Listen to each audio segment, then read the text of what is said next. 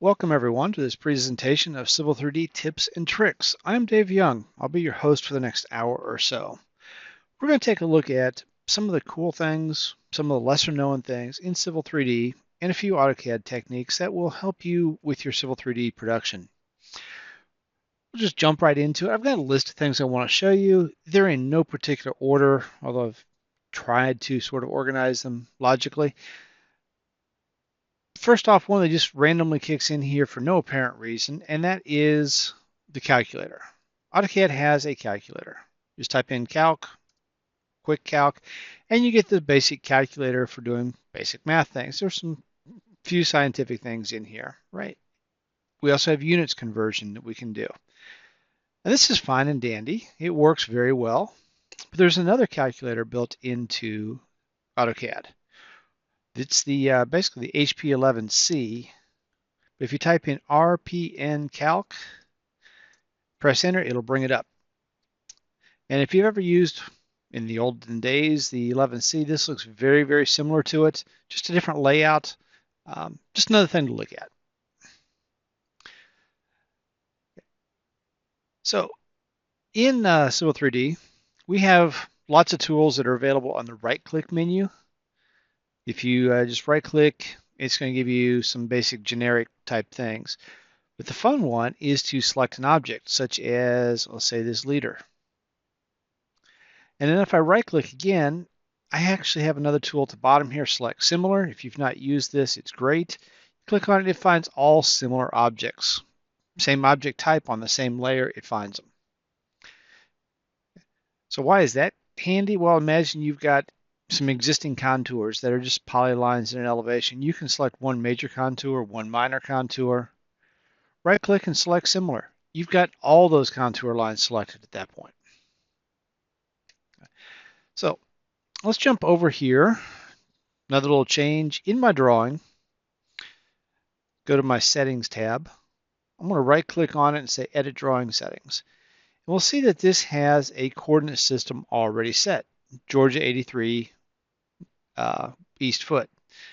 What I like to do is go ahead and set that coordinate system in my template file. So I'm going to say open, change this to a DWT, and I'm still using the AutoCAD Civil 3D Imperial NCS with a few tweaks to it. And if I open that up, I go look at it, right click on here and say edit drawing settings in my template, I can see that this coordinate system, Georgia Nat 83 west foot, is already preset. I don't have to set this every single time. I've also gone ahead and set the scale for what most of my drawings are going to be. The more you can set in your template, the less you have to worry about. Also in my template file, I like to set layer filters. So if I go to home, I go to layer properties, I can create a new filter. This one actually has none in it, but I'm going to create a new property filter. That's this little button right here.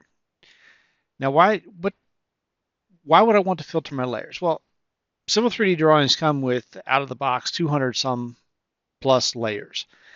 I want to break these down a little bit. I want to make road layers. So if I'm doing a lot of road work, I can invoke this filter and see a much refined layer list. So I'm going to start off by typing in the filter definition area a name. It's going to filter by layer name. I'm going to type in C-road. And I see all down the little preview area, all of my road layers are being selected. And that's all I want. Now, in my layer list, all I'm seeing are those road layers. Just to do this again, let's do another one. Let's just call this civil layers.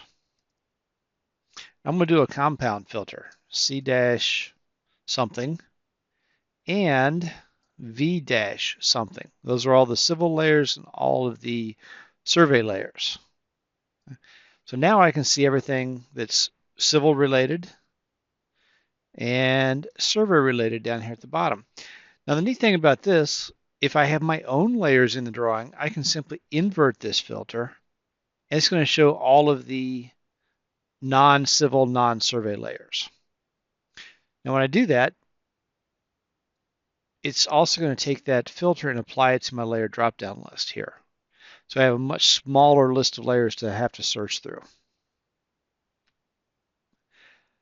So let's jump over to, say, the surface drawing real quick.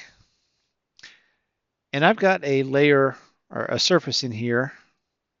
Surface properties are, let's say, 1 and 5 background style. That's a lot of contour lines. And when I'm zoomed out this far, that is nothing more than a big old blob on the screen. Well, I can work with that a little bit. I could change my style. Maybe go to 5 and 25, or maybe make a new one that shows 100-foot contours, depends upon where I'm working. But then I have to change it back when I zoom in. Well, there is something in Civil 3D, been there for several years, under the View tab. Under Views, hidden is a little button called Level of Detail. If I turn it on, it's going to warn me. I'm going to hit OK, close. And now I'm only seeing a few contours in that surface. But as I zoom in, I should see more and more contour lines start to appear. It maintains a little minimal spacing between them. So the closer I get, the more contour lines I see. It's not changing the surface, it's just changing what it's displaying. Now that's a good thing most of the time, but occasionally it can get you into trouble. If level of detail is turned on, and it's very hard to duplicate this, but you may open this drawing and not see any contour lines. Just see the border. Okay, you do a regen, they don't come back. You change the style, they don't come back, and you wonder what's going on. It's a weird little glitch. Don't know, good or bad.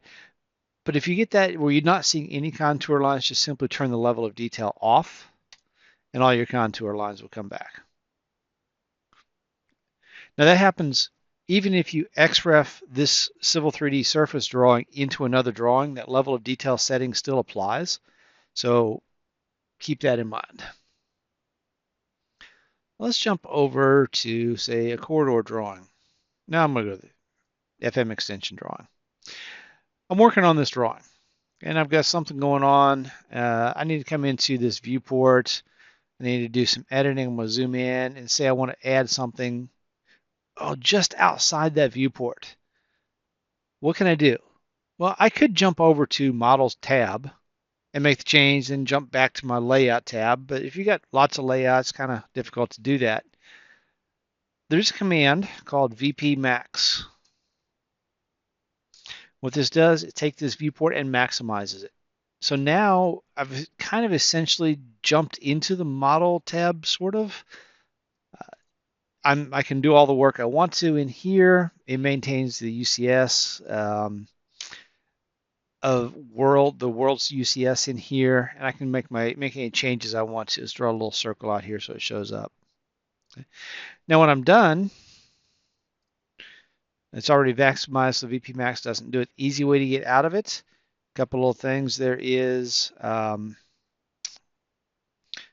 I turned off the yeah, there it is right there. Nope, I turned off the VP Max button. But if you double click on this blue frame around it, it basically takes you right back to your layout in Paperspace. You can also enter that by double clicking on the viewport itself. Just double click it and we do a VP Max command on it. Double click on the border again to get back out. And there's that circle I needed to draw. I'll start me a new drawing here real quick. This is not necessarily anything Civil 3D related, but it is something that's been added. May not be aware of this yet. Civil 3D and AutoCAD in general has the ability to bring in PDF as an underlay. So if I just type PDF, import, it's going to ask me to pick it. Let's not do that. Let's do just the XREF command. Attach my DWG,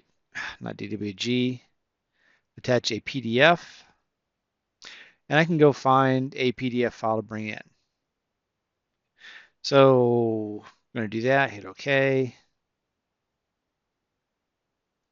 Let's say zoom extents, and there is my PDF. Okay, now this isn't a civil related PDF, but you get the idea. Now I've always had the ability well, not always, for quite a while to come in here and say draw a polyline on top of this. I'll pick a layer that shows up and draw a polyline. And I can snap to the endpoints of that PDF. And I can trace around this. It's going to take a while. Now, the Civil 3D or AutoCAD in general, 2017 has the ability to grab that PDF and we can manage the layers on it. So I want to turn off a couple layers here I don't need to see. Turn on my dimensions basically, and we'll turn off the hatch. We hit OK. A little cleaner, a little easier to see what's going on. But the next button over is the important one. Import as objects. This is cool. I can grab an area, say a polygonal area, or just grab a rectangle around that particular shape. Now it's going to ask, do I want to keep it, detach it, or unload the PDF underlay? I'm just going to unload it. It's still referenced. It still stays in the same spot. It's unloaded. But I do that, and now I am left with objects. This is a polyline. This is a circle. I don't have to trace over the top of it anymore.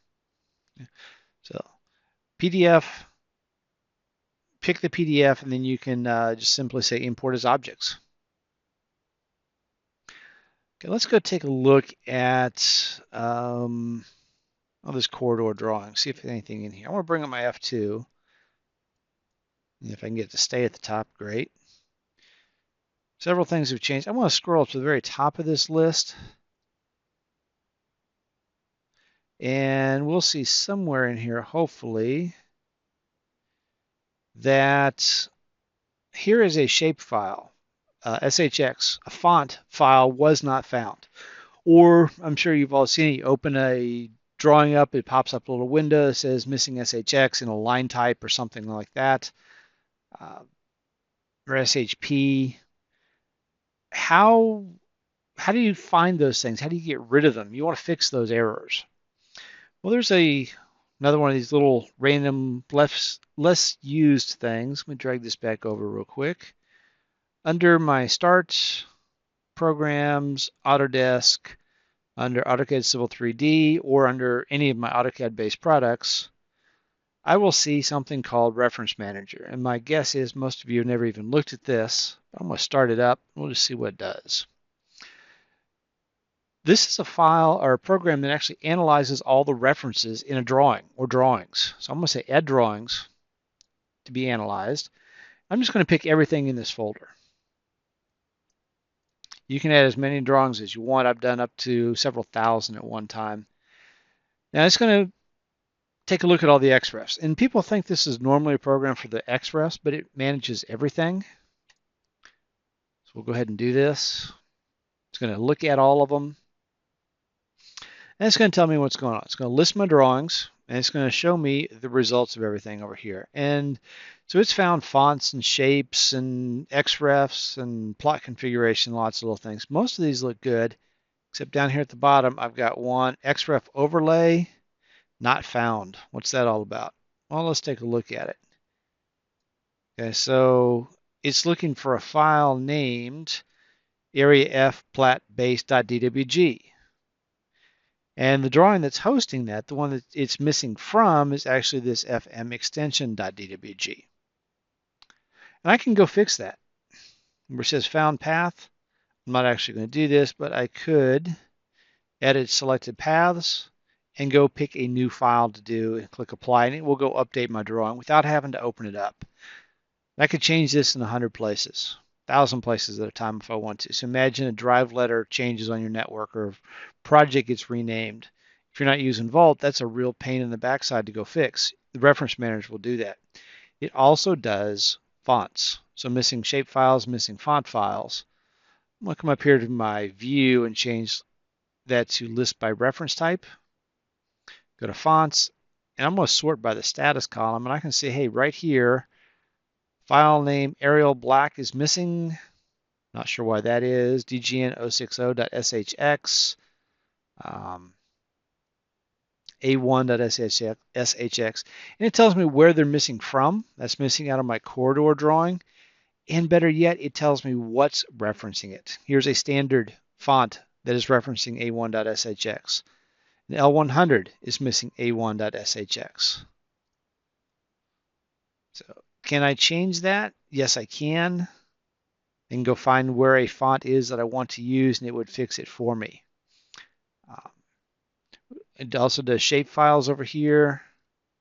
So there's the AEC land shapefile, and it's just plain not found. That's okay. If I knew where it was, I could go replace it and fix it.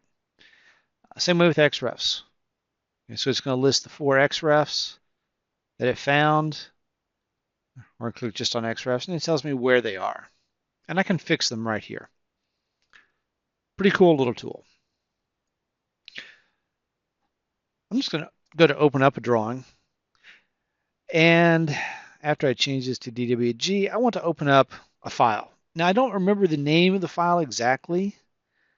I kind of remember where it's at, but there is in here the ability to search. I want to search my Autodesk Documents folder. I'm over here to Tools and say Find.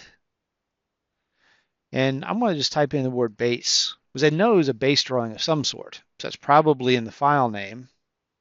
There's also date modified. You can find whatever you want to. So I'm going to click Browse. Find Now, actually, sorry. Find Now. It's going to find all the drawings in this Autodesk Documents folder with the word base in the file name. And I can open it up directly from here. Just click Open and that file will open.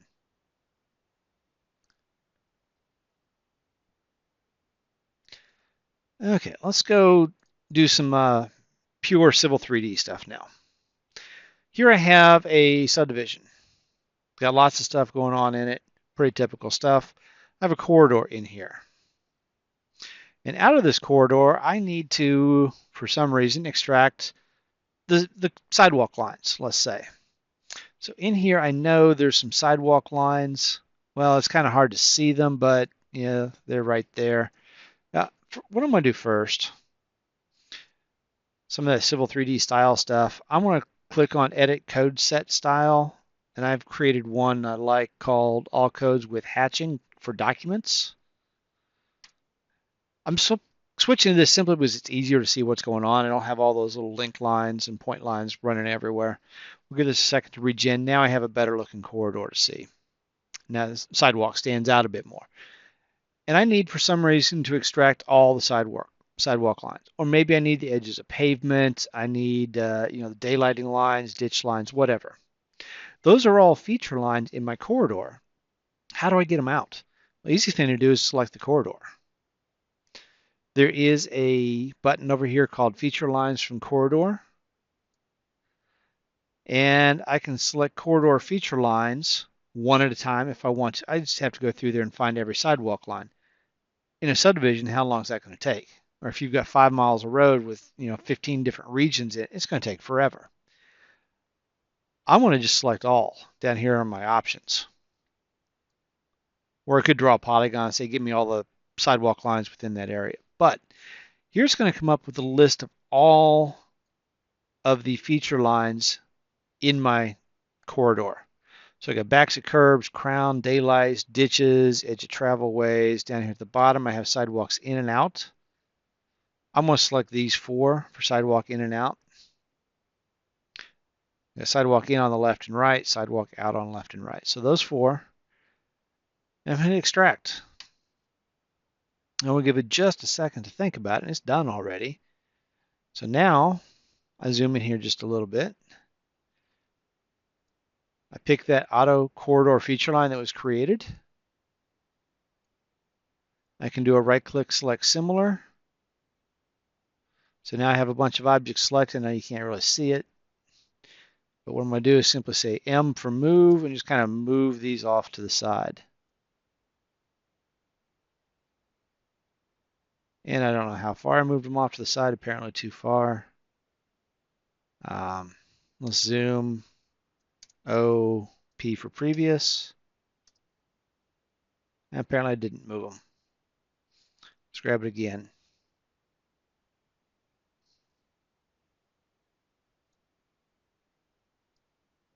Right click, select similar, zoom back out again. M for move, move it from there to there. And I can't move them because they're auto corridor feature lines. That's why. One more try. Auto corridor feature lines are linked to the corridor. If my corridor changes, so do the feature lines. I need to do a select similar and copy them off to the side so you can see them. Now my copies are not linked to the corridor anymore. But here's all my sidewalk lines that came out of that corridor. Very quick and easy to do. I'll switch drawings again over to my pipes drawing. And in here I've got just a drawing with some pipes in it.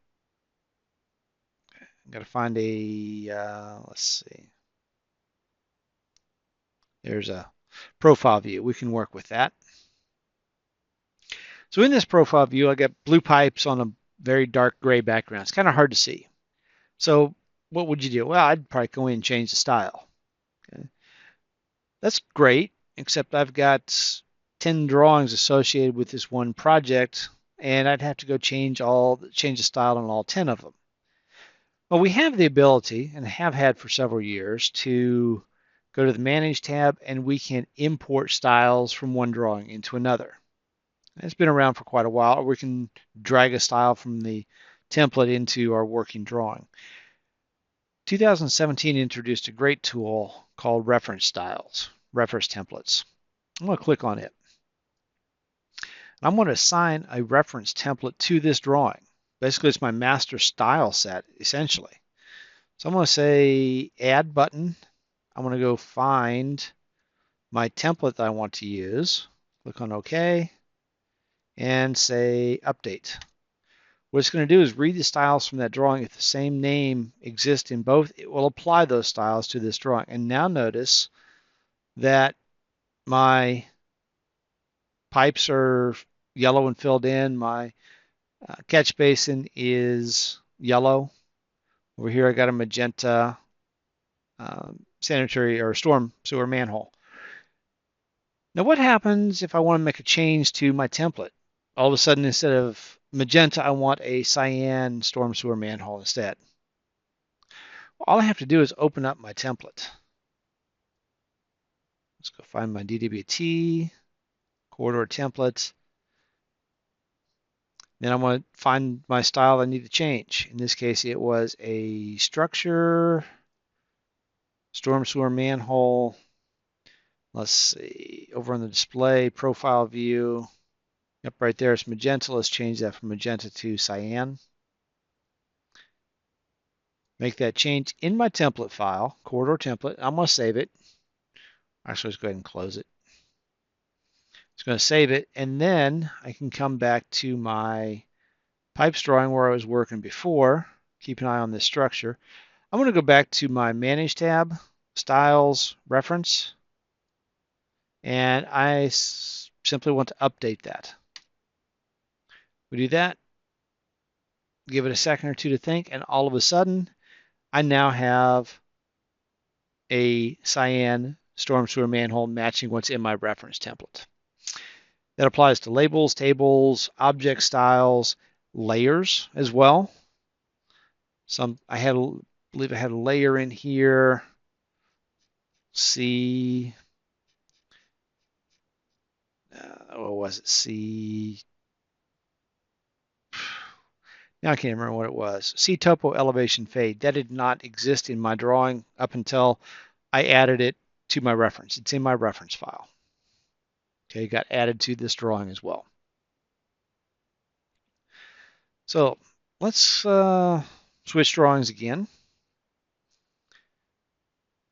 There's another little command that can come in very handy sometimes. I'm just going to fake some geometry first. Draw me a rectangle.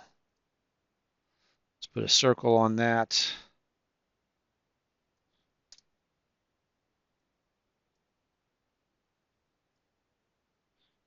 Draw a polyline because I can.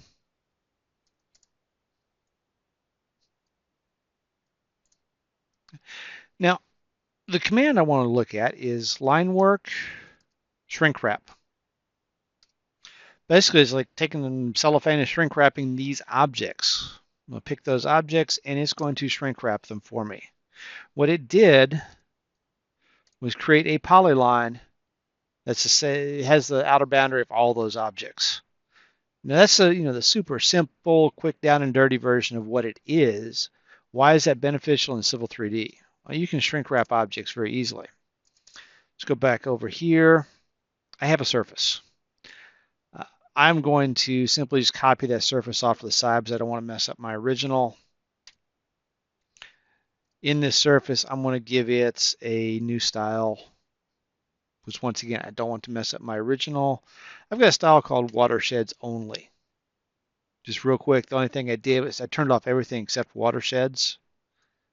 So I'm showing only the watersheds. Let's do a quick watershed analysis. Let's do a depression of, just so we get a lot of them. Let's leave that at 0. Let's run the analysis.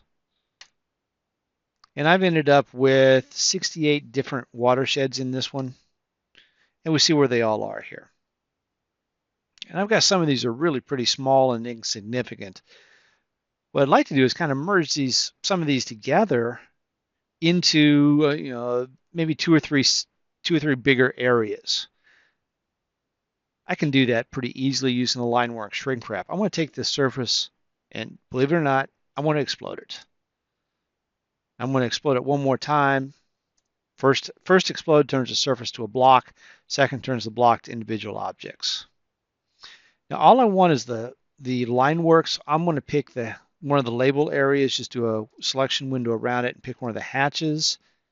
Then I'm going to right click and select similar and delete all those. Best to do this in kind of its own little drawing. You could do a data reference to the surface into its own drawing and do this if you wanted to. But anyway, here I am left with just the Linework. Now let's do that Linework shrink wrap.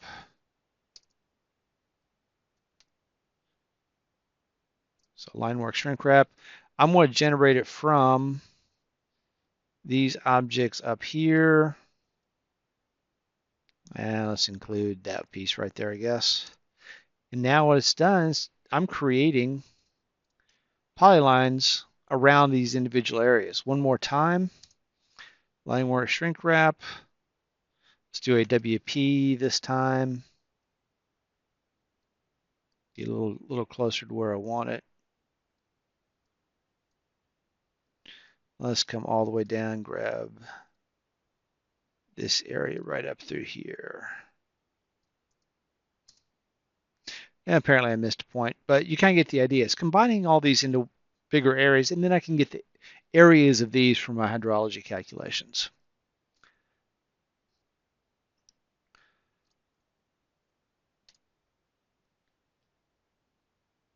So in an individual drawing, in this one, I've got model tab and I've got 4 separate layouts. I need to give these to someone who does not have Civil 3D. I want to go to the Output tab, Export Civil 3D Drawing. It's going to save it down to just straight up AutoCAD. And I can do the current drawing. I can add more drawings. I can include the sheets or do just model space.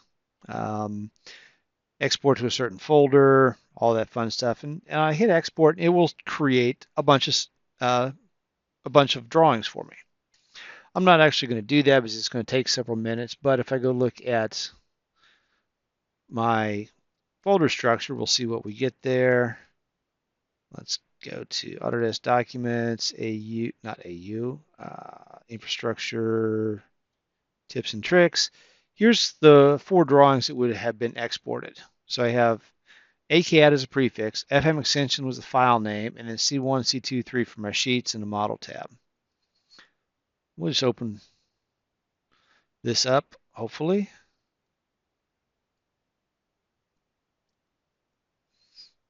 Okay, it's going to take forever. Let's try it this way. And we can grab the model drawing. And everything that was in model space is going to be right here in that drawing. Okay. Except now, instead of a profile view, I have lines and polylines, arcs, circles, and text. So just dumbed it down to its constituent components. Now we also have, back in that same one, the ability to do export layout. This is in the case client calls up and says, hey, can you send me sheet C3? I don't want to do all of them. I just want to do that one single layout. So export layout command. We'll export FM extension C3, hit save, and it's going to do its thing. It's going to take a few seconds, not too bad. And when that opens up, we'll take a look at it.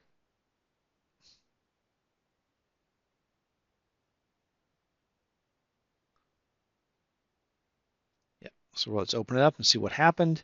Here I have basically this very similar concept. I have a drawing file. I have individual lines, what used to be oops, that's a block. That used to be my alignment going down through. Now it's just a polyline. Standard old polyline. So that export Civil 3D drawing does either just model or model in all the layouts. Export layout does just the layouts, individual layout that you're on. Now, I don't know if you've noticed this, but I like to do keyboard shortcuts. So if I type in EXP, there's some down here, some things, export to AutoCAD, export layout should have been in there somewhere. EXPORT lay, and you start to see these. There's also some other good ones in there. X something. Let's just start with XREF. XREF command, XREF reload. That's a pretty nice one. Type in XREF reload, and you can pick graphically on the screen which XREF you want to reload. You don't have to go through your XREF dialog box to find it and reload it that way. Also some other pretty good stuff in here on the keyboard shortcut. I just like typing a few letters and see what comes up sometimes. If I type CG, it's going to give me things like CG ADIST, CG list. Let's take a look at some of those. Let's go CG list. Type it in. It's going to ask me to pick some points. I'm actually going to use the point number option over here. Point number, let's go. I got to zoom in and find some point numbers. How about 414 to 415? They're pretty different elevations. 414 to 415. Hit escape. I'm going to bring up F2 to see what it gave us. And, oh, sorry, I missed the option. CG list, P for points. Then we'll do the point number thing. Asterisk point number is the transparent command. 414. This looks better, to 415. Now let's do F2. So the distance between 414 and 415 is 207.09 feet at a bearing of 52 degrees, 55, 58 west. Apparently I was on the wrong keys there, but you get the idea, right? So that's kind of a way to inverse between points, use the CG list. There's also CG ADIST, something very similar. Now I'm still on the, let me make sure I'm out of that. CG ADIST. It's going to say specify number, distance, or select text. Once again, go back into my point number options, asterisk PN, and I can say 414, 415. And here's a distance, 177.36. Doesn't give me the bearing, but it does give me the distance. And another way to inverse, since we're in here, under the Analyze tab, over to the far right is our Inquiry tool. Now I want to inquire about points, and I want to do a point inverse. Let's go 414 for my point number 1 up here. It's going to give me the coordinates, the elevations, everything, latitude, longitude. Second point is 415. Once again, northings and eastings, and we see the distance, 177.358, and a bearing of South 49, 1957, east. So, interesting ways to inverse your drawing. Now, while I'm in here, why not? Let's go over to this drawing. In this drawing, I've got a little history. I've got this came from a customer of ours, and they have the original survey. It's not many points in here, but little quick survey, and they did an assumed coordinate value of 10,000, 10,000 for this point.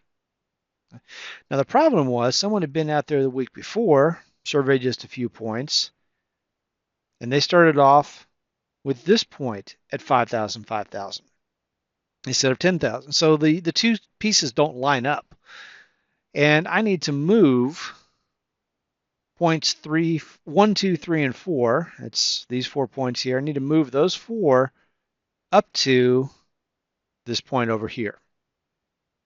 How can I do that? Well, I'm going to start off by splitting my model space into 2 separate viewports. This allows me to zoom in on each different parts of the drawing independently, so I can definitely see what's going on here. So you'd think, well, why couldn't I just take these 4 points, grab those 4, and let's just move them from here to here, see what happens. Looks like it's going to work, doesn't it? I know they're not in the right spot. I'm just going to kind of drop them in off to the side. And lo and behold, they don't move. Why is that? Well, they're in a survey database. Of course they are. If I go into my prospector under points, I see points 1 through 10 here. I have the little survey symbol in front of them. I can't change them. I have to change them in my survey database. Well, it turns out there's no way to do that easily either. If I go to survey points, there they are. So here's my point number 1 at 5,000, 5,000. Point number 5 at 10,000, 10,000. I need to move 1 and 4. Well, what I can do is take these, go to points, and I'm going to unlock them in the drawing. What a concept. So now they're unlocked in my drawing. Now I can take these 4 points, and I'm going to use the align command instead of just the move, because it allows me to move and rotate at the same time. So let's do an align. My first source point, and this is why I did the split screen thing. First source point is this. I missed. Try that one more time. Hit escape. Align. Previous. First source point, turning on my O snaps, it'll work better. Grab the end point of this line. It's point number 3. And that matches up with the end point of this line. Split viewports makes that very easy. Point 4 happens to match up over here. We do that. It's going to ask then for a third point to align with. I don't need it. That's if I'm doing 3D rotations on these. Now, do I want to scale the objects? No, I do not.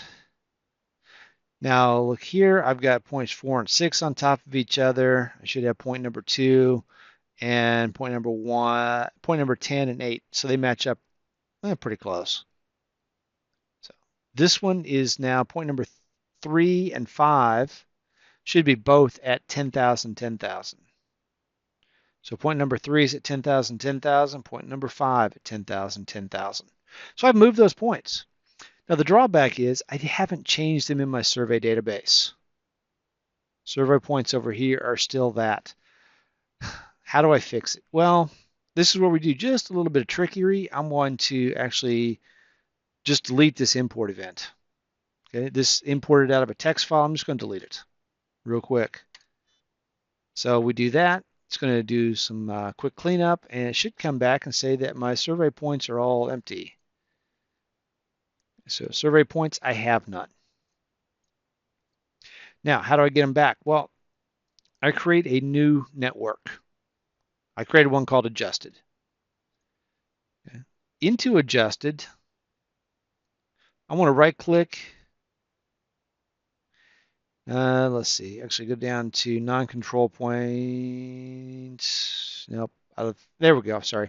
On Adjusted, right-click on it, go down to Points, and oh, darn it.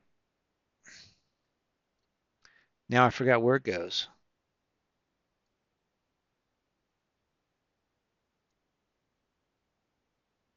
I am looking for the button that should be right about here that says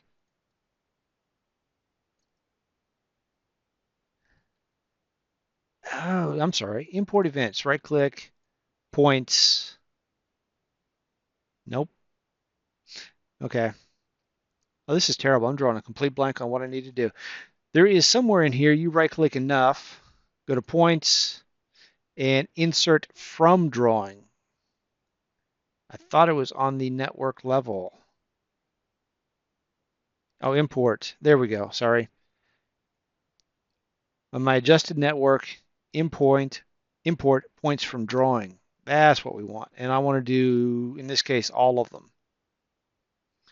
And we'll just hit OK. Now, go take a look at my non-control points. And apparently, I only have 1 through 4. Why is that? Because I deleted everything out of the drawing. The only ones that actually were in my drawing were 1 through 4. 5 through 10 were not part of it. But we do see the coordinate values are correct. That's kind of the concept behind that. Sorry, I botched that one up. But while I'm in here, one of the nice things about working with the survey tool space, if I double click on a point, it zooms to it. So over in this drawing, I'm going to click on number 2. It's going to zoom to point number 2 for me. Back in my prospector, take a look at my points. I have the same thing over here. I want to zoom to point number 3. I double click on it, nothing happens. I have to actually right click and say zoom to, and there's point number 3. Now this works very well. The right clicking in the prospector, let's go to, let's say my corridor drawing. There's a lot of stuff in here. I'm zoomed in pretty tight. Let's go take a look at an alignment. Let's just say road B. Where is it? I don't know. I'm going to right click on it and say zoom to. And there it is. Well, which one is it? Well, I'm not sure. Let's right click and select it. And now we see it highlighted in here. Now, speaking of that highlighting, mine highlights in green. If I pick an object, it highlights in green. By default, out of the box, that's not the case. So back in our options, let's go to selection. Selection effect color down here, mine is set to green. If it's set to default, it's sort of a blue color. Yellow works. It really depends upon what your drawings look like. If you have predominantly green colors, you probably don't want to highlight in green. So let's do a highlight in red, just see what happens. Now I pick an object. Oops, I didn't hit OK. One more time, selection, red, OK, not cancel. Now I highlight an object, it gets highlighted in red.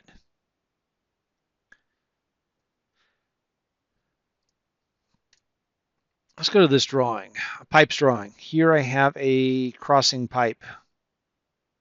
Now one of the things about this one looks nice and smooth, but how many times have you done a crossing pipe and it comes out looking more like this? Now, that's a bad example, but if your pipes come out looking like this, there is some way you can change that. Little system variable, you can type into your facet dev, FACETDEV. Type it in. My value is set to 1. The smaller the value, the smoother these are going to look. 0.1 is not a bad place to start. 0.01, perfectly acceptable. You're not going to have so many pipes in here, it's going to affect performance. So I got a little bit of squareness on that pipe, kind of hard to see. Oh, there it is. And so pipes look like that. Let's change my facet dev down to 0.1. See what happens? Now it looks a lot smoother. I can go down even lower if I want to. Okay, back to my corridor drawing. Hopefully this is going to be somewhat easy to show you. So event viewer, how many people are familiar with it? Everyone's seen the event viewer. You draw almost anything in Civil 3D and it's got some sort of mistake, the event viewer pops up. Well, in this drawing, it's not. A couple of things we can take a look at. In my event viewer, in my settings tab, I'm going to go right click on my drawing, say edit. Oh, wrong drawing. Pipes is not my active drawing. Corridor should be. There we go. Right click on corridor, edit drawing settings. Go to my ambient settings. And I'm going to take a look at the general settings here and say show event viewer is turned off. I want to turn it back on. Just to show you how you can turn it off. Turn it on. Might as well see what else we can do with it. I want to grab, say, this corridor right here and just drag it out a bit. Extend it out. The reason I'm doing this, I just want to get a list of all my errors. So I know there's bad things happening with this corridor. I'm going to switch drawings here pretty soon. It's getting slow on me, but we'll see my event viewer pops up and it's going to show me 10 events. Eventually, if I make another change to this drawing, it's going to show me these same events over and over and over every time. I don't want that. Well, maybe I do, maybe I don't. But what you're going to see, if I make another change real quick, let's grab this line over here and drag it down to the beginning. It's going to tell me I've got more errors. Every time it tries to rebuild it, it's going to give me the same thing. And we're going to wait on it just a bit, apparently.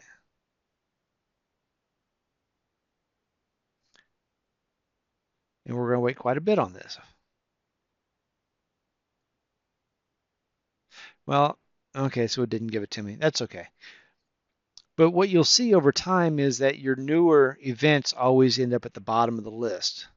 If you come over here in your event viewer, go to the View tab. It's going to show oldest first. You can change that to newest first. So your new errors appear at the top and you can ignore everything below. Okay. Let's just close that out. And I want to close my corridor drawing. Just starting to slow me down a bit. And let's see. Let's make a new drawing. Start brand new, just out of the box drawing. Now you've all seen the ability to do XREFs, right? We just bring them over here, we attach a drawing, and I want to attach my surface drawing. No big deal. We've all done that 1,000 times before, and now we get this. I'm actually going to go back to XREF and detach that one. That's not the one I wanted. Let's say attach a different DWG, and I want to grab the grading drawing instead. Just got two surfaces. That's the only difference. Now this is great. I get the line work as it's saved in my grading drawing. It makes this for a pretty small, fast drawing, but I'm stuck with whatever was there. What if I want to label this? Well, to label contours in here, you'd think, hey, let's just go to annotate. Let's say add label surface, and let's do contour multiple and say add. It wants me to pick a surface. If I press enter, there's no surfaces in this drawing to label. They're all in the XREF. Don't worry. Just pick a contour line. it recognizes as being a surface in another drawing, and I can put my contour labels across there just as easily as if it were my own drawing. So there they are. Now, style is horrible, but we're not worried about that just yet. But it did do it. Now, notice I also have the visibility of that contour label line. I want to show you how to turn that off real quick. You turn it off through the properties. Display major, let's see, display contour label line right here. Set that to false. That contour label line goes away. But it's going to appear the next time you create a contour label. We can turn that off globally. So in my prospector, new drawing here, settings, tab. Let's go down to surface. I'm just going to right click on surface and say edit feature settings. Here we have a section for contouring, labeling defaults. Expand that out, and guess what? Right there is contour, display contour label line. Set that to false. Hit OK. Now it's gone on the next one I create. Just to prove it, let's do some add labels. Let's do a contour multiple. I'm going to change these to propose major, propose minor, and hit add. Pick my new proposed surface over here for the building pad, and let's drop those contour labels in just like that. And I've labeled these through an XREF. Pretty slick that way. Those labels, anything that can be labeled in Civil 3D directly can be labeled through an XREF as well. When I mentioned XREF reload command, here I can pick the XREF that I want to reload, and it will reload it for me. Not that big a deal. So I've got a few minutes left in here. I want to show you, haven't done hardly anything on styles. Let's start doing some styles real quick. What good Civil 3D discussion doesn't include styles? Oh, why not? I'm going to just keep working in this drawing for a few minutes. There is a command, close all. Been in AutoCAD for a while. Now we have close all other. I'm working in drawing 2. I want to close everything else. I'm not going to save any of my changes. I could if I wanted to, but basically it closes everything everything except for this one. Now, since I'm a big believer in data shortcuts or the use of Vault, I'm going to make use of one right here real quick. So under my prospector, I got data shortcuts for this project, and I have a existing site surface in here. I've got a pad surface right here, and a pad volume surface. This is a tin volume surface, so I can get the earthwork. Simply click it, drag and drop it into this drawing. Okay. So pad volume, contours 2 and 10 background. Let's change that to something else. Let's change that to cut and fill banding 1 foot intervals, just so we can see what's going on. Okay. Now this is now a surface in my drawing. So back under prospector, we look at surfaces. Here's a surface called pad volume.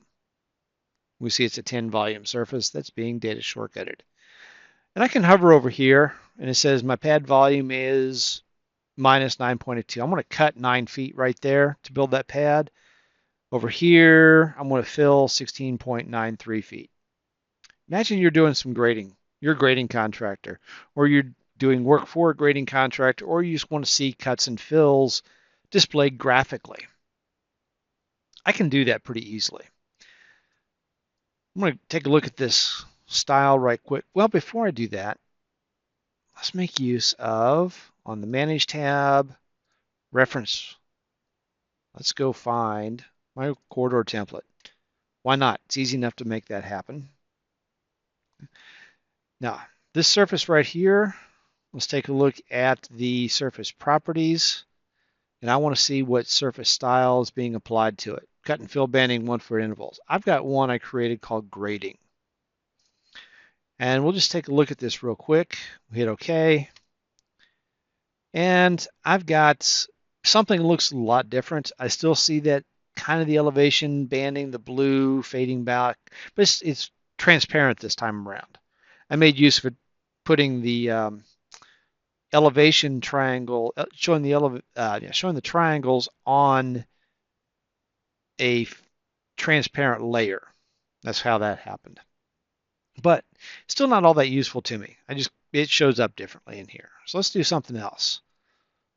Let's go back, surface properties. Let's run a couple of analysis on this. First thing I want to do is a contour analysis. Now my surface style has a preset number of ranges at 3. So I'm going to go ahead and run that and see what I get. So we come up with a minimum value of 23.6, maximum of 3, 3 to 11 and 11 to 26. I want to make a quick change. I'm going to say minus 0.5 for the maximum. And on this middle one, I want a pretty narrow range of minus 0.5 to just 0.5. And then the third one's going to minimum of 0.5 up to the max.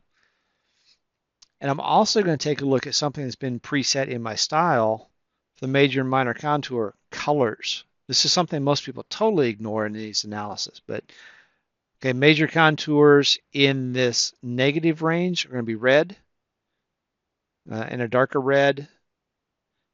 Layer number 2, they're all going to be a blue color. And zone number 3, positive value is going to be green. So what that's going to do, in a cut situation, my contours are going to be green. In a fill situation, they're green. In a cut situation, they're going to be red. So we do that, hit OK. Let's see what we get. Now I'm starting to see those contours showing up as the correct colors. And this is the amount of cut and fill I've got to do. Let's go on. One more analysis. Let's do an elevation analysis. I create ranges by number of ranges. I could do that just to see what I get. Yeah, I don't like that. Here's one I like, range interval with a datum. Okay, my range interval is going to be 5 foot. That could be whatever value you want to use. My datum elevation is 0. Let's run that analysis and see what we get. All of a sudden, I can see by my color scheme, reds are cut situation, greens are fill. Mention you could also do this with floodplain elevation. So, around here I got a floodplain elevation is 783. I would just set the datum to 783. Anything below 783 is going to show up in red. You get the idea. So let's go ahead and apply that. Now I'm starting to see a lot of visual clues here as to what's going on with this cut and fill situation. I'm going to take a look at the style on that real quick. Edit surface style, show you what's going on here. Under the display tab, I'm showing the major and minor contours, but notice my colors are green and brownish. I'm not actually even using those. On the contours tab, down here at the bottom, I have preset my cut and fill contour colors I want to use. Then, let's see, up in your contour ranges, use color scheme is set to true. So it's going to ignore the layer colors under the display tab and use these colors down here instead. So you can make them appear how you want to. Now, I'm trying to modify a reference style. I don't want to do that. I'm going to cancel these changes. I could make a local copy of this or apply the edits for this drawing session only. As soon as I close it, those changes are going to be gone. So let's just cancel it. One more thing on styles. Once again, back to being a grading contractor, possibly. Let's see. Let's go over to annotate. I want to add some labels to my surface. This time I'm going to do spot elevations on a grid. And I have created a elevation style called cut and fill. Let's add these to it real quick. Select a surface. We'll grab my 10 volume surface there. Rotation angle is 0. I want them let's go every 100 feet. All the way up to about there. I like it. I press enter. Now I'm starting to see cut and fill elevation. There's a fill of 10 foot. Over here, I got a cut of -5 foot. Okay. So notice also these are in red and green, either Christmas colors or standard colors for cuts and fills. Cut, everything bleeds, and it costs money to fill things in. It's the theory behind that. Let's take a look at that real quick. Let's go to Edit Label Style.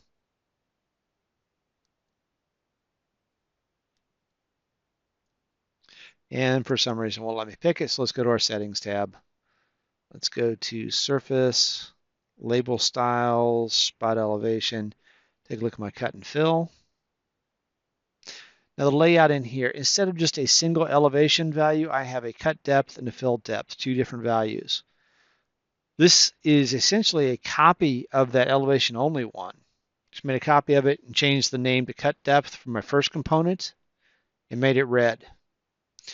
My second component, I copied the first one. So the cut depth and the fill depth are exactly the same initially, except I changed the color of the fill depth to green. And under the contents, for the surface elevation, I said hide negative values. You do something like that, and you're going to end up with this. -5.41 is going to be in red. The green's actually stacked higher, but I'm hiding it in the negative value, so this is what I get. Pretty cool. Let's see. I'm going to jump over real quick. A couple more things. I know I said do this in an hour, but it's going to take me just a few seconds longer than that. I'm going to open up my grading drawing. Now in here, in this drawing, I've got 4 surfaces, 5. Existing site, existing road, EX topo, pad, and pad volume. So little history, EX topo and EX road are both pasted into existing site. And that means if I come over here and just hover over my road, I get the existing road and existing site and EX topo. I get 3 surfaces listed there, but do I really care about the EX road or EX topo surface since they're both contained in existing site? I don't. Let's take a look at that. Let's go to EX road.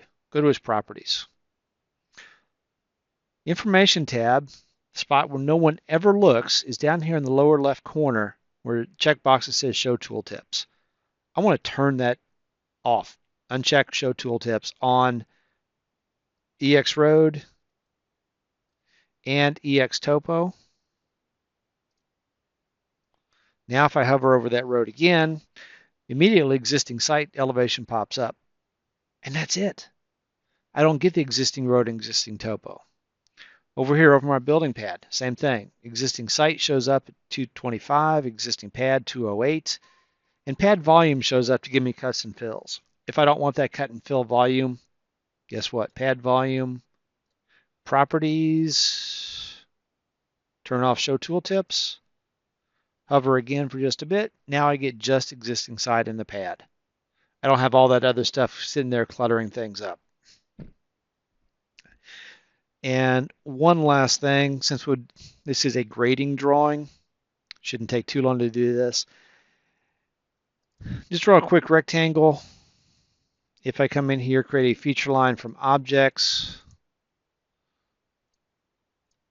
I can just real quick go to grab my feature line and say elevation editor, and I can come in and assign elevations and grades ahead and things like that to that real simple object, begin my grading concept.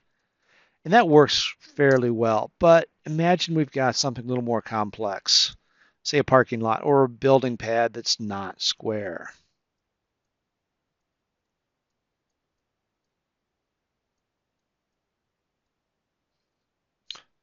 Okay, what the heck, let's put an arc in there.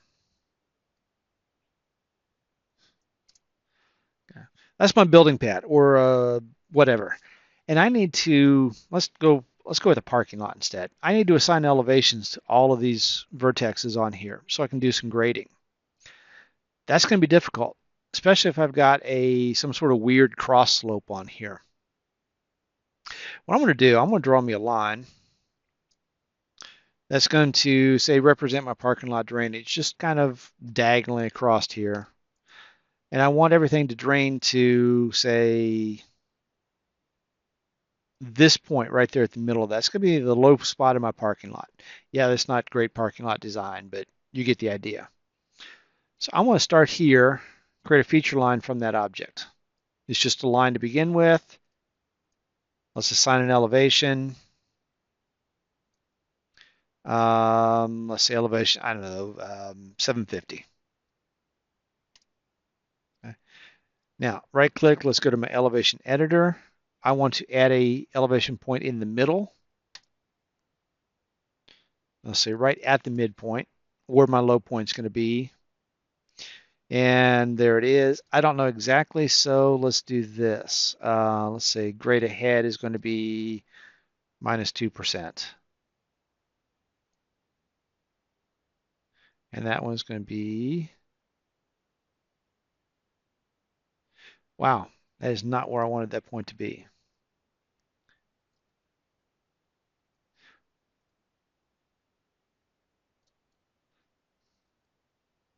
I want to delete that point. One more try. Let's add a point at the mid of that line right there.